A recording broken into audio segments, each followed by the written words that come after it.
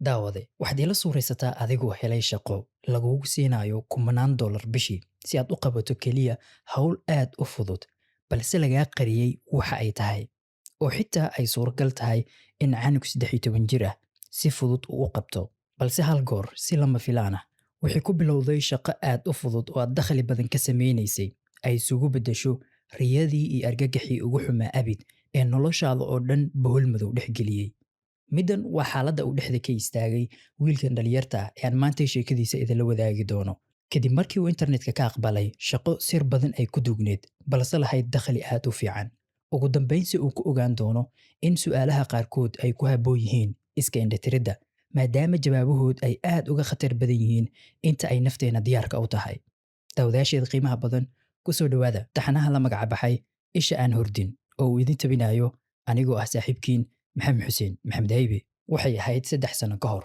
isagoo baadi goobaayo shaqo ayay si kadiis ah waxay indhihiisa u qabteen idhex online ah oo lagu baahinayo shaqo ka banaaneyd magaaladii uu joogay waxa ugu badan ee soo jiitay dareenkiisa ma ahayn nooca shaqada oo ahayd shaqo heer sareysa balse xogtii laga bixiyey oo aad u yareed ayaa dareen faduulnimo ah ku beertay nafsadiisa idhehdii oo dhanba waxay u dhacaysay sidan shaqo banaan mushaar aad u fiican taxadar dheeraad ah ayaa loo baahan yahay waxaana hoosta ka yiilay email codsiyada shaqada lagu soo gudbisan karo khalaas intaas oo keliya ayay ka koobneed xilligan la joogo yarkan wuxuu ka shaqayn jiray dukaan lagu iibiyo cd-yada muusiga iyo qalabyada kale ee lagu dhagaysto waxaana muddadii dambe soo gaaraysay xan ahayd in dukaankoodii la xiri doono sanad gudihii oo milkiilihii lahaa uu go'aansaday saa darteed si uusan hal goor bannaanka ugu soo dhicin shaqo la'aan aawadeed ayuu in muddo ahba wuxuu onlineka ka baarayay shaqo qancisa balse shaqadan ayaa ahayd tii ugu horeysay ee dareenkiisa si fiican u soo jiidata inkastoo mushaar fiican loogu ballan qaaday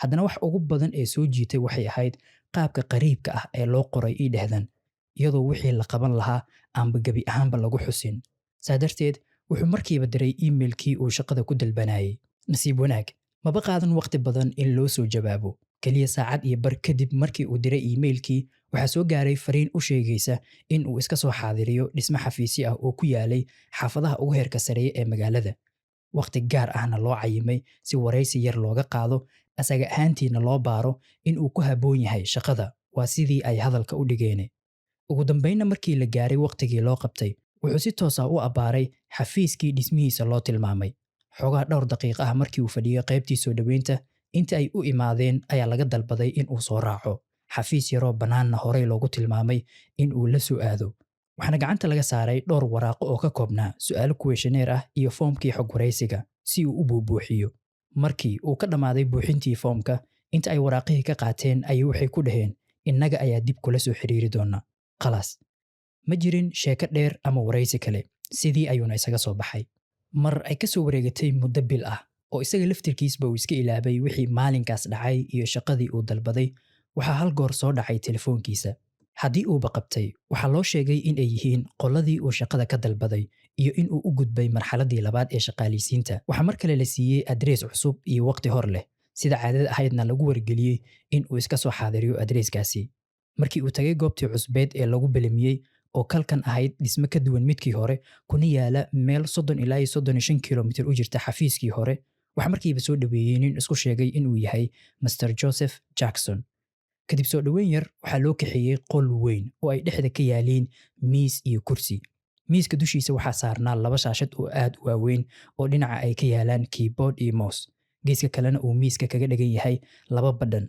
mid cagaar ah iyo mid gaduuda Mr. Joseph ayaa u sheegay in qolkan uu yahay sambal la mid ah midka uu ka shaqayn doono waaba haddii shaqadan loo qaatee wuxuuna bilaabay in markii ugu horeysay uu uga waramo xog ku saabsan shaqada oo uu ku sheegay sidan shaqadiisu waa mid fudud yarkan howlgeli doonaa 7 shifti oo min 6 saacadood ah asbuuci oo dhan shaqadiisu waa mid fudud wuxuuna goobta shaqada imaan doonaa 10 daqiiqo ka hor xilliga uu bilaabanayo shiftigiisa kadibna isagoon meel ku leexan ayaa si toos ah waxaa laga rabaa in uu aado qol ay ku yaalaan qaanado wax lagu keedsado oo xafiiska ku dhagan halkaas oo uu ku dhex leeyahay qaanadiisa gaarka ah kuna keedsan doono dhammaan alaabtiisa misna uu ka soo xiran doono dharka shaqada ee loogu diyaariyey qaanadiisa si la mida marna wax walba oo dhaca looma ogola in uu shay haba yaraadee ka soo qaado qolkii uu ka shaqaynayay marka uu soo baxayo waxna lama geli kartid waxna kalama soo bixi kartid intaas waan isla garanay. Marka ay timaado wixii uu qaban lahaa marka uu soo galo qolkii shaqada, waxaa loo sheegay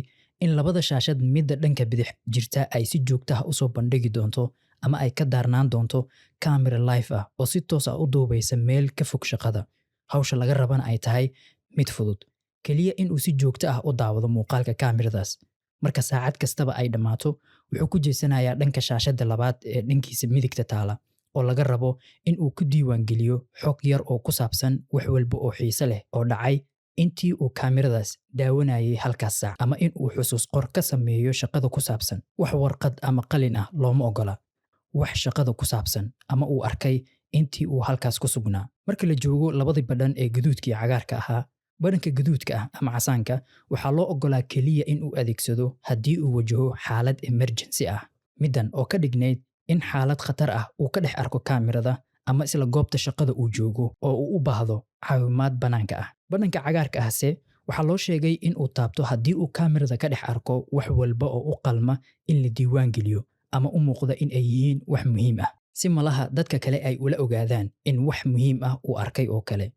Inkastoo yarkan la siiyey go'aansashada xilligii uu taaban lahaa badhanadan iyo ka qiyaas qaadashada wixii muhiim ah iyo wixii aan muhiim ahayn, wixii halis ku ah iyo wixii la mid ah, haddana Mr. Joseph wuxuu carabka ku adkeeyey in uusan ku degdegin, keliyana uu isticmaalo badhanadan markii uu arko wax muhiim ah, yacni aad u muhiim ah. Intaas kadib wuxuu Mr. Joseph farta ku fiiqay kaamira ku dhignayd sagxadda qolka ay ku jireen, oo uu sheegay in si la mid ah qolka shaqadiisana ay ku xiran tahay kaamira nuucan oo kale, shaqadiisa oo dhanna lala socon doono. Wuxuuna intan u raaciyey in uusan isaga keligii ahayn oo si la mida dad kale ay si live ah u daawanayaan muuqaalkii kaamirada ee la rabay in uu la socdo. Si fiican ayaa loogu caddeeyey in uu keliya yahay qof dheeraada, balaan B ama balaan C, oo haddii dadka kale ama sistamka wax ka qaldamo la rabo in isaga lagu fakto. Taa oo micnaheedu ay tahay in isaga aan lagu tiirsanayn oo dad badan ay ku yihiin hawsha. Wixii uu ka tago ama sheegi waayana cid kale ay sheegi doonto. Markii uu hadalkaas yiri, Mr. Joseph ayaa intii uu dhankii wiilkan soo eegay isagoo dhoola caddayn kibir ah afkiisa ay ka muuqato, wuxuu yiri, ma fahansantahay waxa aan ka wado? Waxaad tahay qof dheeri ah oo keliya. Yarkii ayaa isagoo hadalkan la yaaban madaxa u luxay si uu u tuso in uu fahansan yahay. Sidii goobtan loo keenayba hadal badan ma uusan dhihin oo afkiisa ayuu isku haystay. Wuxuuna la qabsaday in markii uu sidan u aamusan yahay, dadka qaarkiis ay u maleeyaan in uu dhunsan yahay oo kale ama uusan garanayn wax laga hadlaayo oo uu yahay qof iska ebir ah. Balse isaga kama qasna. Haddiiba shaqadan fudud lacagtan waalid ah lagu siinayo, si kastoo ay doonaan ha ugu haysteen in uu dhaadhaan yahay. Waxaa laga yaabaa inay is leedahay sug. Lacagta waalida ah waxba nooma sheegin be. Imasaa la siinayaa? Dabcan mushaarkiisu wuxuu ahaa mid aad u fiican, $35 halkii saacadood. Adiga uun isku dhufso 7 maalin 6 saacadood maalinkii waa $210, asbuucii waa $1,400, bishiina $6,300. Waxay ku noqotay mushaar aad u adag in la rumaysto. Xogahana waxay yarkan ku abuurtay welwel. Lacag intaan dhan oo keliya in lagu siinayo in uu daawado shaashad, wax yaroo ribood ahna qorqoro saacaddii. Wuxuu bilaabay in uu isweydiiyo shaqo nuuce ah waaye waxan, shaqo dowladeed oo sir ah ama cilmi baarisyadii psychic experimentska ahaa. Inta ay ka dhaadhici weysay sida ay hawshan u macdahay, ayuu Mr. Joseph weydiiyey, hawl dembi ah miyaad ii diri rabtaan mise? Mr. Joseph ayaa inta uu ku qoslay wuxuu ugu jawaabay, maya, hawlwelin, wax aad ka baqdo ma jiraan. Sababka keliya ee mushaarkan waalida ah ay u bixinayaanna wuxuu ku tilmaamay in ay u baahan yihiin dad aad u dhiiran, sidoo kalena taxaddar badan. Wuxuuna si gaar ah ugu tilmaamay in hawshan ay qabanayaan ay tahay hawl aad u muhiim ah, sabab badan oo jira aawadeedna aan looga faaluun karin ama la sheegi karin. Haddii shaqadan uu qaatana, ay qasab tahay in uu saxiixo waraaqo uu u ballan qaaday in marna uusan ka hadli doonin shaqadan. Haddii uu sameeyana ay sharcigooda la tiigsan doonaan, misna ay xabsi u taxaabi karaan. Se nasiib darro, ugu dambeyn wuxuu jebin doonaa yarkan sharcigan. Balse waxa keliya ee ka hadalsiiyey ayaa ahaa kadib waxyaabihii waalid ahaa ee uu ku arkay markii uu shaqada bilaabay oo uu afka ka qabsan waayey. Balse sheeko waa noo dhiman tahay ayaan idinka hordhicin. Almuhim, markii intaa lala wadaagay wuxuu qaatay shaqadii. Maadaama ay waajib ahayd in markiiba uu shaqo bilaabo, wuxuu ku qasbanaaday in uu dukaankii yaraa ka soo tago, isagoon managerkiisii hore sii wargelin in uu bixi doono oo kadis kaga dhigay. Xogaana waad fahmi kartaa dareenka xun ee uu qof dareemi karo marka uu sidaas oo kale kaga tago meeshii uu ka shaqaynayay muddo dheer oo asxaab badan uu ku yeeshay. balse dhanka kale wuxuu aad ugu xamaasadeysnaa shaqadiisan cusub. Waxay ahayd shaqo aad u fudud, sidoo kale leh dakhli fiican, xoogaha dusha sare haba uga muuqato mid caajis ah, haddana wuu ku qanacsanaa. Inkastoo hoosta uu ka dareensanaa in ay jiraan wax dheeri ah oo aan loo sheegin, cabsi yarna uu ka qabay, balse naftiisa wuxuu ka dhaadhiciyey in uu horta soo eego. Cabsi meel iska dhig, fursad noocan oo kalaha lama khasaariyo. Waxaa la siiyey adreyskii shaqada, maalinkii xigayna wuxuu aaday goobtii uu ku yiilay. Markii uu tagay xafiiskii, waxa ugu horeeyey ee ka yaabiyey waxay ahayd sida ay isugu egyihiin qolkii uu Mr. Joseph geeyey maalin hore iyo midkan.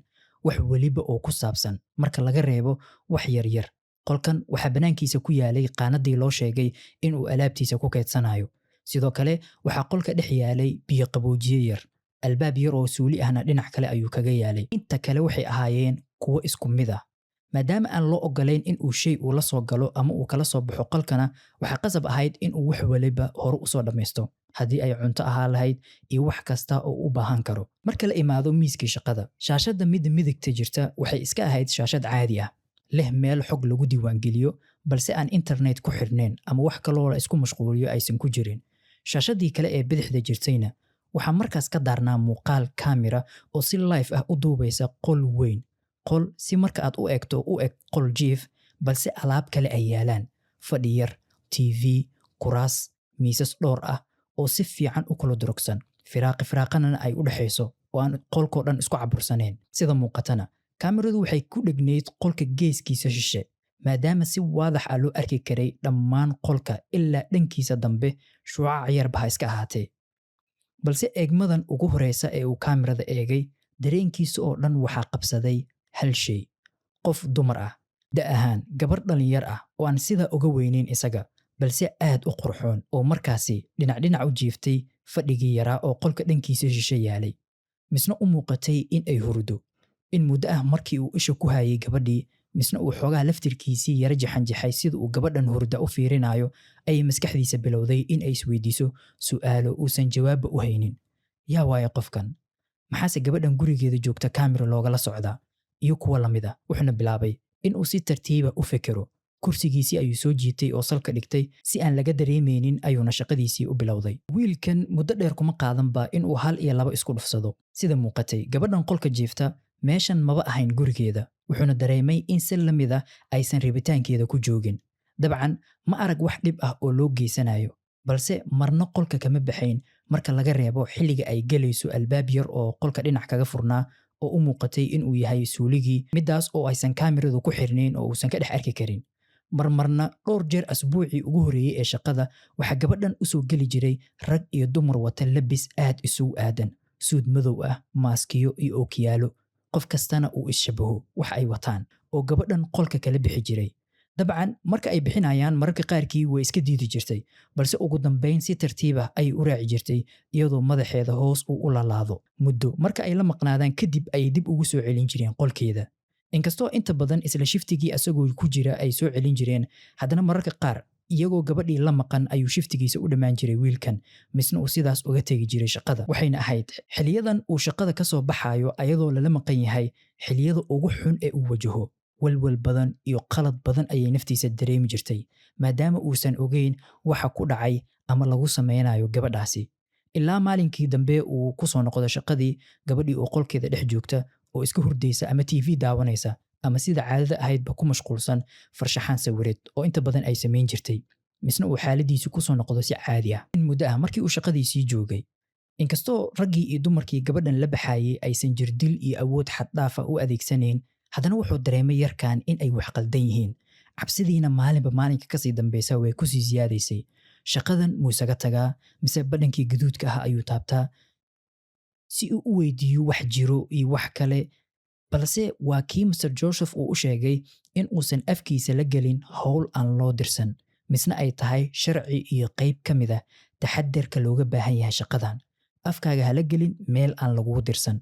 Waa shibdheh oo su'aalaha badbadinin. Xitaa haddii uu shaqadan isaga tago ka waran, waxa ay ku sameyn doonaan kadib xogtii shaqada ee la qarinayay oo uu arkay. Horta maxay yihiin dadkan oo uu shaqeynayo? Isagoo aad uga dareen qaba cidda ay noqon karaan, ayuu wuxuu bilaabay in uu marmarsiyo u sameeyo nafta oo cabsida kaga yareeyo. Laga yaabay waxaan inay tahay tijaabo uun, ama gabadhan ay xanuunsan tahay oo la ilaalinayo. xitaa haddii ay dad u xiran tahay oo la haysto in isaga loo keenay si uu ula socdo una ilaaliyo. Wuxuuna iska dhaadhiciyey in sababka badhanka gaduudka ah loogu sameeyeyba ay tahay in uu riixo haddii uu arko ayadoo la dhibaateynayo si caawimaad looga diro. Aloore wax walba oo uu nafta ku dejin karo ayuu bilaabay in uu raadiyo, haba iska yaraatee inta uu si dhab ah u aaminsanaa ama ka dhaadhacsanayd. Si almuhim waa wax yar oo uu shaqadan ku sii nagaado, mishaarkiisana uu dhinac isaga dhuuqo. Gabadhan qolka ku xiran oo uu magac ahaan ula baxay Nadia, inta badan waxay saacad ama 2 saac ku dhammayn jirtay samaynta sawir farshaxaneed. Saacadahaas intooda badanna waxay ku aadanayeen shiftiyada uu galabkii galo. Dabcan uu fahmi waayey sida ay waqtiga ula socoto oo ay u ogtahay in galab la joogo, kadibna ay ku bilaabayso farshaxan samayntii, maadaama qolkii ay ku xirneyd uusan lahayn wax daaqado ah intii uu arki karay. Isaga ahaan xilliyada uu uga xasiloon yahay misna uu degnaansho ku dareemayo shaqadan waxay ahayd marka ay Nadia ku jirto wax sawirada. Dabcan weligiis horey uma arkin sawirada ay samaynayso gabadhan maadaama uu ka sii jeeday kaamirada, balse wuxuu arki karay wejigeeda oo uu ka muuqdo degnaan, farxad iyo xasilooni, qof aan dhib ku jirin oo kale, oo isna dhankiisii si fiican u dejin jirtay cabsidii iyo walwalkii shaqadanna ka tirtiri jirtay. Dhowr isbuuc markii uu xaalku sidaas iska yahay oo uu shaqadiisii si joogto ah u imaanayo, gabadhii marna ay hurdo, marna ay wax sawirayso, marna lagala baxayo qolka, ayuu hal maalin kadib markii qolkeeda lagu soo celiyey Nadia wuxuu arkay isbeddel ku imaaday xilliga keliya ee labadoodu ay dareemi jireen degnaan oo ahayd marka ay wax sawirayso. Nadia ayaa bilowday in galabkan marka ay wax sawirada ku jirtay sidii hore si ka duwan u dhaqanto. Farxaddii iyo degnaantii waxaa beddeshay degdeg iyo weji ay ka muuqato caro ama naxdin. Dhaqdhaqaaqeeda guud waxaa ku dhacay isbeddel ka baxsan sidii uu ku yiqiinay ama caadadu u ahayd gabadhan. Ugu horeyn wuxuu islahaa laga yaabay in ay farshaxan juhdi badan u baahan ay sawirayso, balse wuxuu si hoose u dareemi karay in ay wax qaldan yihiin. Gabi ahaanba sida muuqatay, Nadia waxaa ka tagtay farxaddii ay ku dareemaysay wax sawirida. Saacado aad u badan ayayna markan ku bixinaysay farshaxanadii, halka markii hore ay keliya saacad ama ugu badnaan 2 siin jirtay. 3 maalin oo keliya ayuu yarkan ka tiriyey in ay dhammaysay 4 farshaxan oo dhammaystiran. Maalin kasta oo uu sii daawadana waxaa ku sii siyaadayay cabsidii iyo walwalkii. Galabkii 3aad markii ay dhammaysay farshaxankii 4aad ee ugu dambeeyey ayay bilowday in ay si tartiiba derbiga shishe ugu wada safto. Inta badan fursad fiican uma heli jirin in uu arko sawiradii ay gabadhan samayn jirtay maanta ka hor, ha ahaato inuu shaqadii ka baxo iyadoo weli wada, ama sawirkii uu afkiisa ka sii jeedo, ama ay raggii gabadhan la bixi jireen ay soo galaan ayadoo farshaxankeeda wadata misna ay ka qaadaan. Balse galabkan oo uu wada arko dhammaantood wuxuu la cajabay quruxdooda. Ma ahayn nuuca sawirada ee uu filanayay. Mid wuxuu ahaa kayn aad u qurux badan oo wada cagaar ah. Midka ku xiga dhanka midig waxay u muuqatay in uu yahay ceel afkiisa lagu wareejiyey dhagaxaan oo meel cidlo ah ku yaala. Midka 3aad ayaa ahaa guri keligii dhex yaala jasiirad yar oo aad u qurux badan.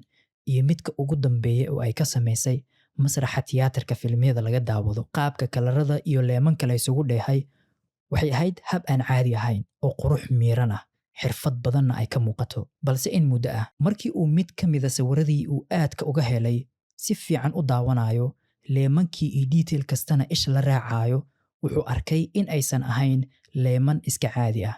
Waxay ula muuqdeen qoraallo ama xarfo lagu dhex qariyey leemankii sawirka. Wax micno ah oo laga baxsan karay ma jirin, oo xarafba meel ayuu iska yaalay. Balse caajis iyo faduulnimo darteed wuxuu bilaabay inuu xaraf u eego, isku dhedhejiyo, micnona u raadiyo.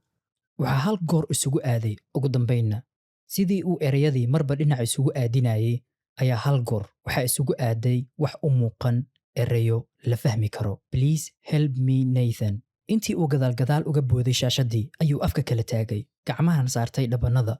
Wadnihiisa garaac zaa'id ah ayay bilaabeen, maskaxdiisana ay la dhaqaaqi weysay sida ay waxaan ku dhici karaan. Wuu ogaa in ay wax qaldan yihiin, gabadhanna dhib haysto. Balse taa waxaa ka muhiimsan, marna gabadhan horay uma arag, qaab uu kula hadlana ma jirto. Sidee ayuu ku ogaatay in uu yahay Nathan?